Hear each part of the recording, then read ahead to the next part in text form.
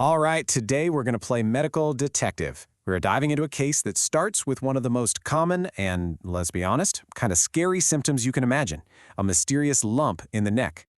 Seriously, just think about that for a second. You're just going about your day, maybe you're in the shower, you touch your neck, and there it is, a lump that definitely wasn't there yesterday. Your mind just starts racing, right? What could it be? And more importantly, how does a doctor even begin to figure it out? Well, that's exactly what we're going to do. We're going to follow the real case of a 30-year-old man named Imran, who walked into a doctor's office with this very puzzle. His story is the perfect example of how medicine is this amazing blend of cutting-edge science and just good old-fashioned detective work. So, where does any investigation begin? It's not with fancy tests or scans. It starts by listening. The very first clues are almost always found in the patient's own words. You know, a patient's story rarely ever comes out in a nice, neat order. It's usually a jumble of memories and symptoms, kind of like what you see on the left. The doctor's first job, and this is absolutely crucial, is to untangle all of that and organize it into a structured timeline. And this isn't just about being tidy, it's because the patterns, the real clues, they only pop out once you lay the story out logically. And from that organized story, boom, key clues start to emerge. It's not just one lump, it's a bunch of them. 6 to 8, they're soft and they move around easily. And here's a big one, they don't hurt. Then you pair that with this critical trio of symptoms, a low-grade fever, losing weight without trying, and waking up drenched in sweat at night. For any doctor, that combination immediately sets off alarm bells that something bigger is going on here. In the medical world, that trio actually has a name. They're called B symptoms. And when you hear that, you know this isn't just some little localized problem. This is a sign that the entire body is fighting something. It's a systemic illness. And that immediately widens the list of suspects from, say, a simple cyst to really serious infections or even cancers like lymphoma. So the patient's story had already provided some massive leads. But the real game-changing clue, the one that would crack the case wide open, wasn't even about his own health. It was buried deep in his family history. And there it is, the bombshell.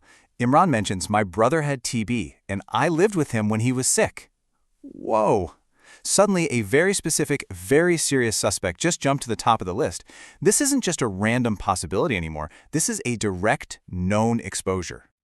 Okay, so with a prime suspect in mind, the investigation pivots. We move from listening to looking. It's time for the hands-on physical exam, and believe me, it is anything but random. It's a targeted hunt for evidence. They call this process source hunting. Think of the lymph nodes in your neck like they're the security checkpoints for your head and throat. If they're swollen and causing a fuss, it means they've caught an intruder. So the doctor's job is to trace the pathways back from that checkpoint to figure out exactly where the trouble started. And this chart shows you that methodical search in action. The doctor's going to check the mouth, the tonsils, way back in the nose, the voice box, all common hiding spots for infections or tumors. But look at that last one, the collarbone area. That's a huge deal. A lump there is a major red flag that the problem might not be in the head at all, but could be coming from way down in the chest or even the abdomen. So the story and the physical exam have built a really strong case. But now it's time to bring in the forensics team. We need the hard evidence from the lab that's going to either confirm the theory or blow it out of the water. The journey to the diagnosis took a few months. It started with an ultrasound that showed a necrotic lymph node, which basically means the tissue inside was dying off. That's a big clue right there. Then they did a needle aspiration to suck out some actual cells to look at under a microscope. And finally, a CT scan gave them this really detailed 3D picture of the mass. Each test was like adding another crucial piece to the puzzle. But the real breakthrough, the smoking gun, came from that needle sample. The lab report comes back with this super technical, very specific language. To you and me, it's just a bunch of medical jargon. But to a doctor, this is everything. This is the microscopic fingerprint of the culprit. So what on earth does that mean? Well, in plain English, seeing those specific cells arranged in that specific way against that specific background, it's a textbook, classic, undeniable sign of the body's reaction to one particular bug, tuberculosis.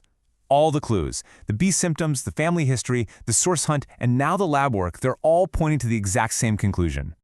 And just like that, with the evidence gathered from the story, the exam, and the lab, the medical mystery is solved. The culprit finally has a name. The final diagnosis is tuberculous lymphadenitis. It's a form of TB that, instead of setting up shop in the lungs like we all normally think, has infected the lymph nodes.